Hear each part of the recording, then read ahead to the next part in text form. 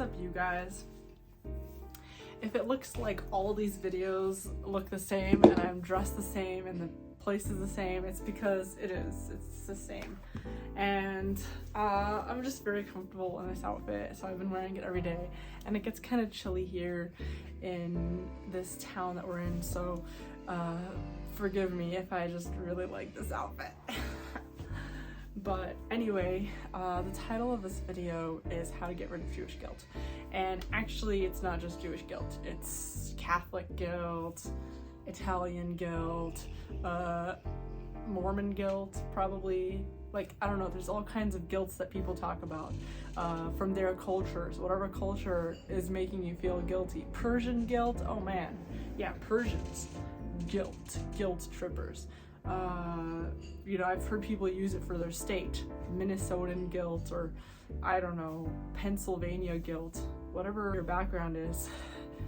Guilt is a tool that it has very traditionally been used and passed down from parents to their children to get them to do what the person in authority wants. Guilt is a very effective tool to get you to do what the person in charge wants you to do, and that person learned it from the person who was in charge of them before, who learned it, you know, and in a way, guilt is, it's very effective because it's very, like, non-violating, like you're not forcing anybody to do what you want, you're just making them feel guilty, so you're kind of like manipulating them to do what you want.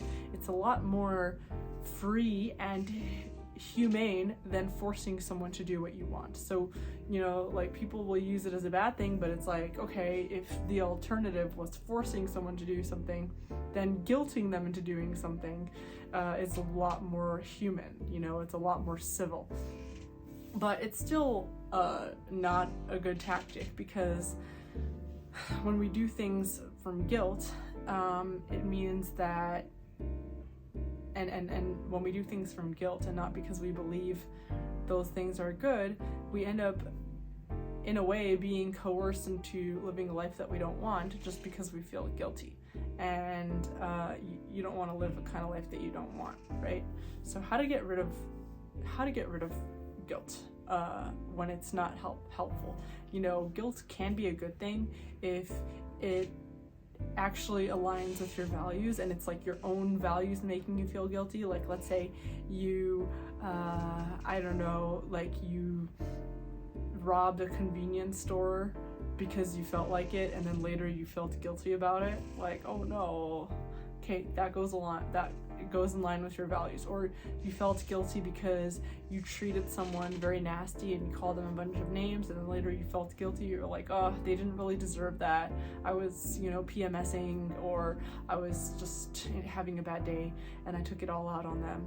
So those are like actual guilt based on your own values.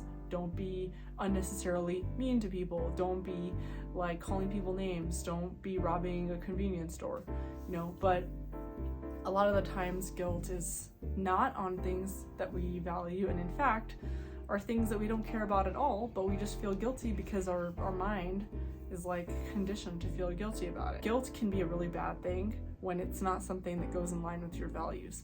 For example, like if you are not religious and you feel guilty every single time you do something that is not allowed on Shabbat, or you feel guilty every single time you eat non-kosher food, or you feel guilty every single time you every single time you walk outside wearing pants if you're a girl, or if you're a guy, you walk outside without your kippah. That's like, you know, religious people might say, oh, that's God reminding you that you're, you know, that's like your true feelings coming out. But for a lot of us, it's guilt for something that we don't believe in. Like, you consciously don't care about that thing. You consciously don't care about wearing a kippah or wearing a skirt if you're a girl. You consciously don't care about, like, keeping Shabbat the way that the religion tells you to. You consciously don't care about keeping kosher the way that the religion tells you to. So, but you still feel guilty anyway, and that guilt clouds up your judgment. Guilt causes you to do things and give leeway to people that you don't want to. It causes you to offer a lot from yourself, offer time from yourself that you don't want to. It causes you to not do what you need to that day because you're too busy being on the phone with someone, because you felt too guilty to hang up. Even though it would have been a lot more time efficient if you would have spent that time getting to your tasks, making money, surviving, but instead you're on the phone with someone because you feel guilty to hang up, because the guilt is causing you to not be able to, to not be able to say, God, okay, I'm so sorry, I have to go because I have to do something, So guilt causes you to not live the life that you want to live. And because of guilt, you might end up on your deathbed wishing that you did a lot of things or didn't do a lot of things, but you did those things anyway because of this snagging feeling inside of you that, in a way, coerced you into doing things that you don't want to do. First thing that you have to understand is that nobody is responsible for your life except for you. Nobody is going to pick up the slack when you drive your life in a direction that you don't want, except for you. Nobody's going to be there to answer on your behalf, except for you. If you murder someone, you're going to go to jail over it. Nobody else. Oh, but somebody else made me do it. Somebody else guilted me into fighting for them and defending them or doing this or that. No. None of that.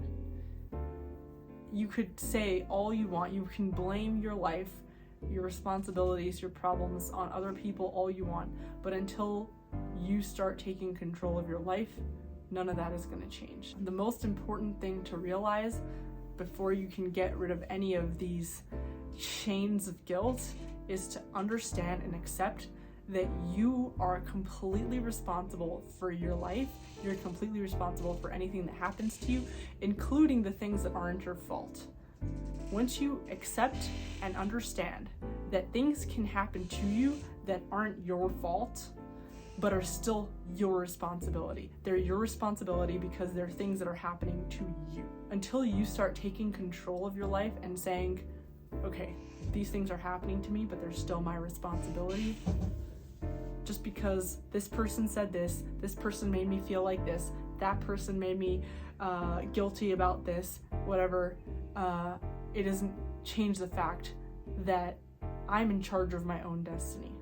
When you accept that, those guilty feelings stop affecting you because you stop leaving your destiny in the chance of other people's feelings. The reason why you feel guilty is because you still feel beholden to other people's expectations of you. You feel beholden to other people's feelings. You feel beholden to outcomes that other people have decided is going to happen to you. The only way that you'll be able to be free and live the life that you want, away from guilt, away from these chains of guilty feelings that don't even belong to you, is when you start accepting that no matter how much you love other people and no matter how much you care about them, they don't have control or responsibility for your life, and they don't know what's good for you. You have control over your life and your responsibility for the outcome. Your parents might throw all the guilt in the world on you to make you do what they want you to do. They might want you to spend time with them all day. But at the end of the day, deep down, if they love you, which they do because they're your parents, they want you to be happy.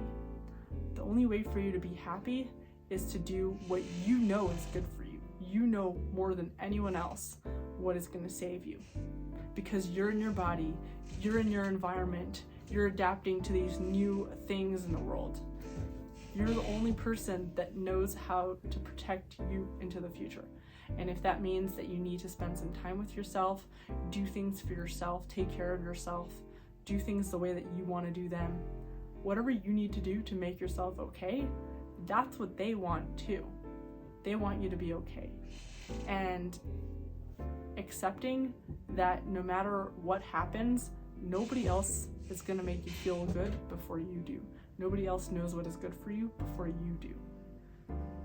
And, you know, there's a certain age. Up until that age, your parents might know what's better for you. Person in charge of you might know what's best for you. Person in authority of your life.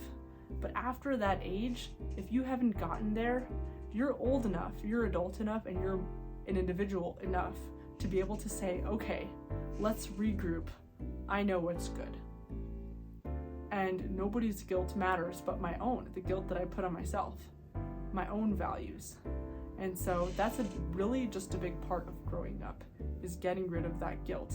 Because guilt is basically your mind's way of saying somebody else knows better. Somebody else knows better what's good for me. Somebody else is responsible for my future. Somebody else is out there looking after me. Nobody is out there looking after you but yourself. Nobody is responsible for you but yourself.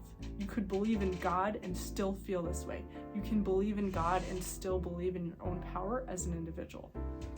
God wants you to take care of yourself before waiting for somebody else to pick up after you. At the end of the day, if everybody in the world took care of themselves and took responsibility for their own actions and started to see themselves and their own needs as their own priority before trying to get to everybody else's feelings and needs and guilts and whatever, the world would be a better place.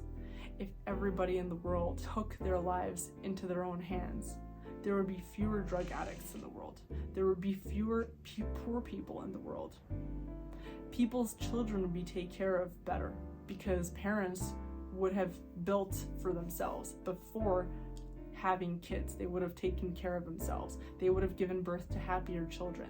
Those happier children, which had the tools that they needed to take care of themselves, would give birth to other happy children that know how to take care of themselves. No matter how much you try to take care of another person, the best way to take care of people in your life are to teach them how to take care of themselves. That's the best way to take care of people in your life, because at some point you won't be there to take care of them. At some point they won't be there to take care of you. And at some point you're going to be doing things because you felt guilty about something that didn't even exist in your life anymore.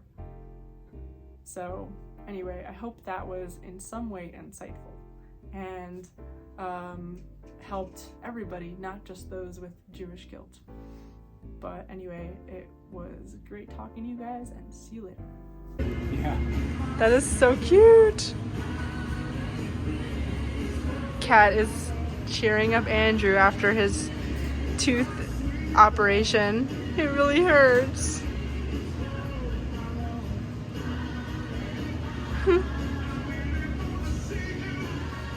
Aww.